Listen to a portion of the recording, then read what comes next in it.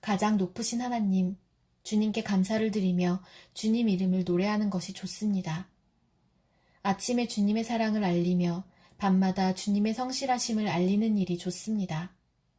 10줄 현악기와 검은고를 타며 수금가락에 맞추어서 노래하는 것이 좋습니다. 주님께서 하신 일을 생각하면 기쁩니다. 손수 이르신 업적을 기억하면서 환성을 올립니다.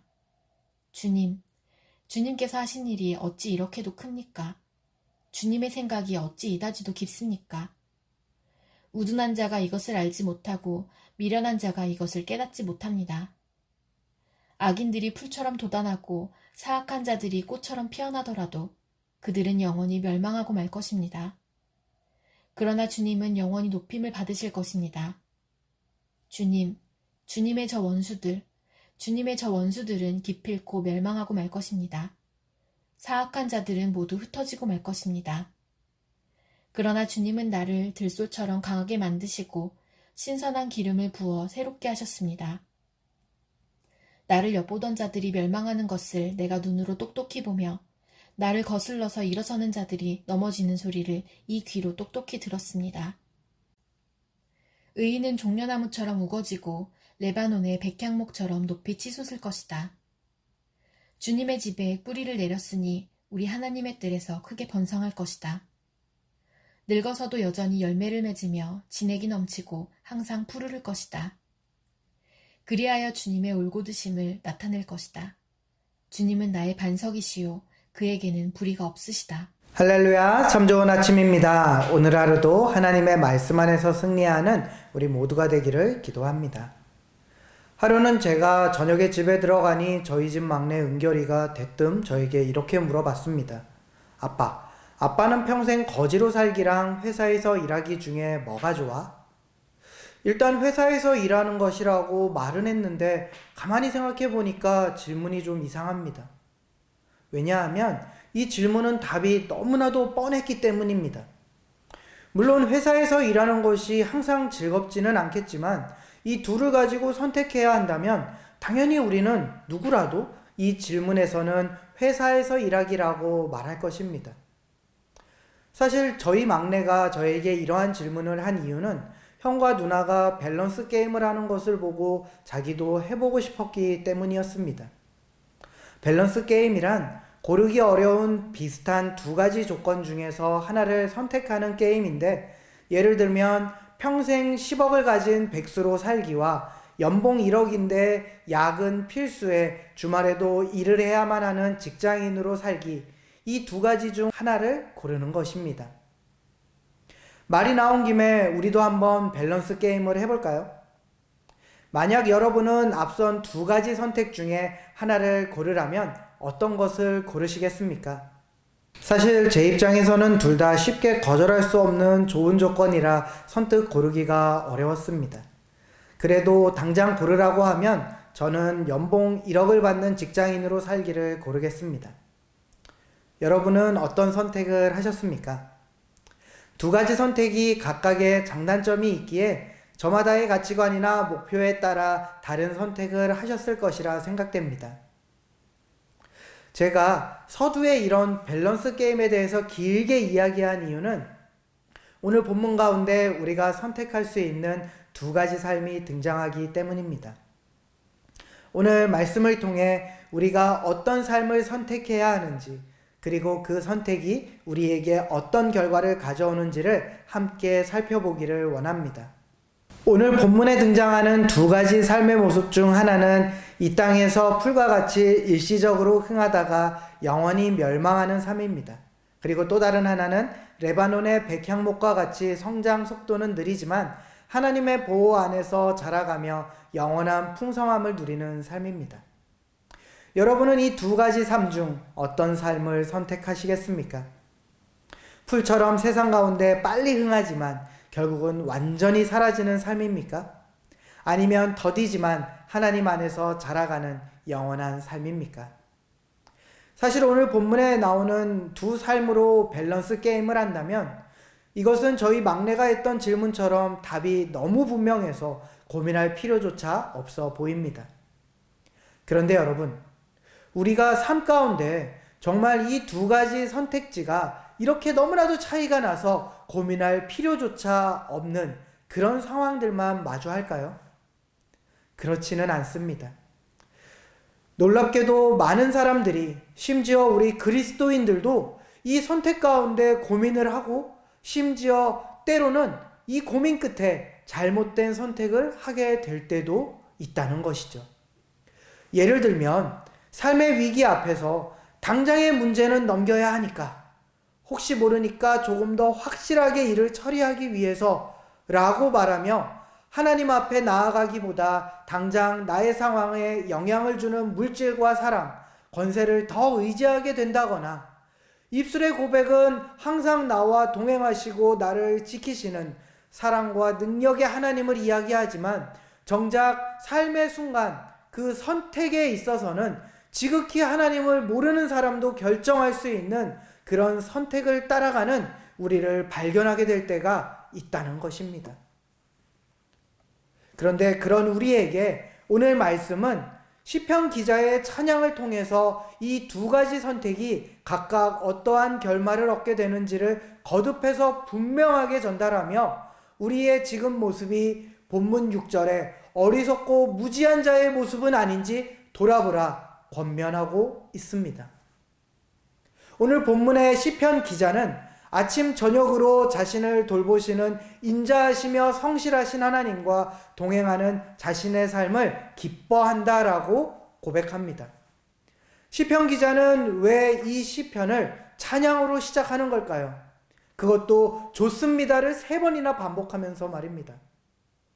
우리는 그 이유를 본문 4절에 주님께서 하신 일을 생각하면 기쁩니다 라는 시편 기자의 고백에서 발견할 수 있습니다. 그는 종려나무처럼 번성하게 하시고 백향목처럼 자라나게 하시는 하나님을 찬양하며, 원수들을 패망하게 하시고 죄악을 행하는 자를 흩으시는 하나님께서 지금까지 자신의 삶에서 이루신 일들을 돌이키고 그 가운데 감사하며 이러한 기쁨이 계속 이어지도록 자신을 지키실 것을 믿음으로 고백하고 찬양하고 있습니다.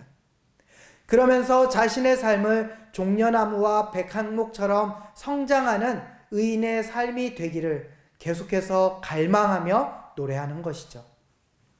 여러분, 오늘 시편의 기자가 말하고 있는 종려나무와 백향목처럼 성장하는 삶은 어떤 삶입니까? 종려나무는 사막과 같은 환경에서도 꿋꿋하게 자라갑니다. 오히려 그러한 열악한 환경 가운데서도 풍성한 열매를 맺죠. 그리고 또 백향목은 짧게는 수십 년에서 길게는 수백 년을 천천히 자랍니다. 하지만 이 나무는 긴 시간 동안 단단하고 좋은 목재로서 속이 꽉꽉 채워져서 자라가죠. 그리고 또한 백향목은 이런 오랜 수령에도 여전히 열매를 맺는 특징을 가지고 있습니다. 오늘 시편의 기자는 이러한 종려나무의 풍성함과 백향목의 특징을 늙어서도 여전히 열매를 맺으며 진액이 넘치고 항상 푸르를 것이다 라고 말하며, 이것이 하나님 백성의 삶의 결과다 라고 이끌어갑니다. 사랑하는 여러분, 오늘 본문 가운데 우리가 발견할 수 있는 종려나무와 백향목, 그리고 풀, 이 둘의 가장 큰 차이가 무엇입니까? 바로 재능이나 환경이 아니라 뿌리가 어디에 있느냐는 것입니다. 뿌리가 깊을수록 환경에 흔들리지 않습니다. 뿌리가 좋은 땅에 있을수록 영양분을 풍성하게 공급받습니다. 이러한 사실을 바탕으로 오늘 시편의 기자는 자신의 삶을 이렇게 선포합니다. 주님의 집에 뿌리를 내렸으니 우리 하나님의 뜰에서 크게 번성할 것이다.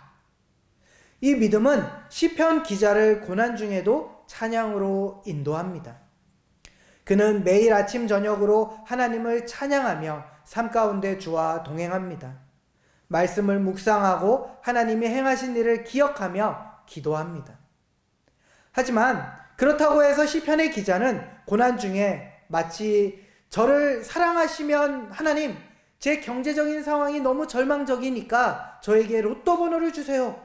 이런 식으로 기도하지는 않습니다. 왜죠? 그는 하나님께서 자신의 삶 가운데 반드시 일하시는 하나님이심을 믿기 때문입니다. 그리고 그 하나님의 방법과 하나님의 때를 철저하게 의지하며 나아가는 것이죠. 돈이 있어야 된다가 아니라 하나님이 하시면 됩니다 라는 믿음으로 고백한다는 것입니다. 백향목은 환경이 좋아서 오래 자라는 것이 아니라 그가 심긴 땅 가운데 뿌리를 든든히 내림으로 환경을 이기고 오래 그리고 튼튼하게 자라나는 것이죠. 사랑하는 여러분, 물론 우리가 살아가는 삶이 우리의 생각처럼만 흘러가지는 않습니다. 생각보다 우리의 삶이 더 거칠고 생각보다 더 춥고 생각보다 더 메마를 때가 있을 것입니다.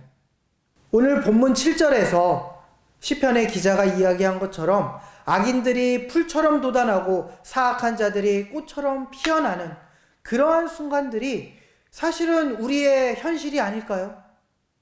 이럴 때 우리는 때로 불의한 방법으로 성공하는 사람들을 보면서 우리 또한 저렇게 사는 게 더 빠르고 효과적인 게 아닐까라고 흔들릴 때가 있다는 것이죠. 하지만 그런 우리에게 오늘 시편의 기자는 그렇기 때문에 오히려 우리가 어떤 삶을 선택해야 하는지가 더욱 분명하다고 말을 하는 것입니다. 시편의 기자는 단호하게 말합니다. 그들은 영원히 멸망하고 말 것입니다. 풀은 빠르게 자랍니다. 하지만 뿌리가 얕습니다. 그래서 첫 가뭄에 첫 추위에 말라버리죠. 그리고 사라져버립니다. 이것이 바로 하나님 없이 하나님이 아닌 곳에 뿌리를 내린 삶의 결말이라는 것입니다. 오늘 시편의 기자가 말하는 어리석음은 단순히 지식이 없는 상태가 아닙니다. 하나님이 하시는 일을 보지 못하고 눈앞에 번영만을 실제라고 여기는 그러한 영적인 둔감함을 의미하는 것입니다. 그렇다면 오늘 우리에게 이 어리석음은 어떠한 모습으로 나타나는 것일까요? 바로 하나님보다 물질과 사람과 권세를 더 의지하는 선택을 내리는 것입니다. 사랑하는 여러분, 오늘 우리가 이 말씀에서 가장 붙잡아야 할 것이 바로 본문 15절의 고백입니다. 주님은 나의 반석이시오 그에게는 불의가 없으시다. 백향목이 수백 년을 견딜 수 있는 이유는 그 나무가 특별해서가 아닙니다.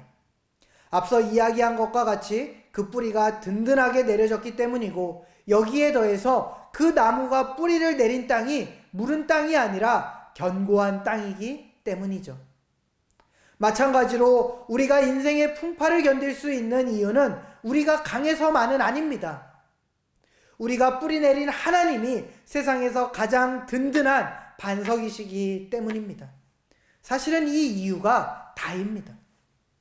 세상은 변합니다. 경제도 변하고 사람도 변하고 환경도 변하죠. 하지만 우리가 뿌리 내린 하나님은 절대로 변하지 않으십니다. 그분께는 불의가 없으시죠. 이러한 하나님께 뿌리를 내리는 것, 이것이 바로 우리가 가장 선택할 수 있는 지혜로운 선택인 것입니다. 사랑하는 여러분, 우리의 삶을 돌아보기를 원합니다. 만약 지금 우리가 당장의 상황 때문에 풀과 같이 금방 번성하는 잠깐의 눈앞의 이익에 이끌려서 하나님 안에서 천천히 자라가는 백향목의 단단함과 풍성함을 버리는 어리석은 선택을 하고 있다면 지금 바로 돌이켜야만 한다는 것입니다. 풀과 달리 백향목은 아주 서서히 자라가지만 추위 가운데 살아남아 해가 갈수록 그 푸르름을 더해만 간다는 사실을 기억하시기 바랍니다.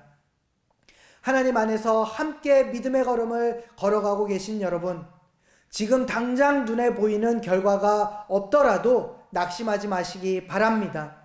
하나님 안에서의 성장은 느리지만 절대로 멈추지 않습니다. 세상의 성공은 빠르게 오르고 빠르게 사라지지만 하나님 안에서의 성장은 나이가 들수록 더 깊어지고 풍성해집니다. 이 사실을 믿음으로 붙잡고 주님의 집에 뿌리를 든든히 내리는 우리가 되기를 바랍니다.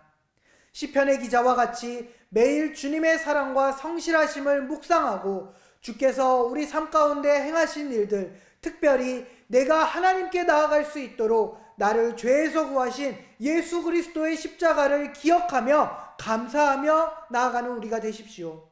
또한 주께서 하실 일을 기대하며 기도하고 주를 찬양하는 우리가 되기를 바랍니다. 마지막으로 하나님 안에 함께 거하기를 힘쓰는 우리가 되기를 바랍니다. 공동체 가운데 함께 모이기를 힘쓰고 그 가운데 서로를 돌아보며 주님의 일을 함께 나누십시오. 그럴 때 우리는 주 안에서 더욱 든든히 뿌리를 내림으로 상황이나 환경에도 흔들리지 않고 계속해서 자라갈 수 있게 되는 것입니다. 사랑하는 여러분, 오늘 우리 앞에 두 가지 선택이 있습니다. 풀처럼 빠르게 자라가지만 금방 시들어버리는 삶을 선택하시겠습니까? 아니면 백향목처럼 천천히 자라지만 수백 년을 견디며 열매 맺는 삶을 선택하시겠습니까? 이것은 밸런스 게임이 아닙니다. 답이 너무나 분명한 우리가 내려야만 하는 선택인 것입니다. 기억하십시오. 주님은 나의 반석이요 그에게는 불의가 없으십니다. 이러한 하나님께 뿌리 내린 우리는 반드시 번성할 것입니다. 주 안에 있을 때 우리는 안전하고 오히려 우리를 공격하는 대적들은 풀과 같이 사라짐을 보게 될 것입니다. 주 안에서 우리는 늙어도 여전히 열매를 맺으며 진액이 넘치고 항상 푸르를 것입니다. 이것이 우리를 향한 주님의 약속입니다. 바라기는 오늘 말씀 앞에 나온 우리 모든 사랑 믿는 교회 가족들이 한 뼘 더 깊은 믿음의 뿌리를 내림으로 주 안에서 함께 튼튼하게 자라가는 은혜가 가득할 수 있기를 이 시간 간절히 기도합니다.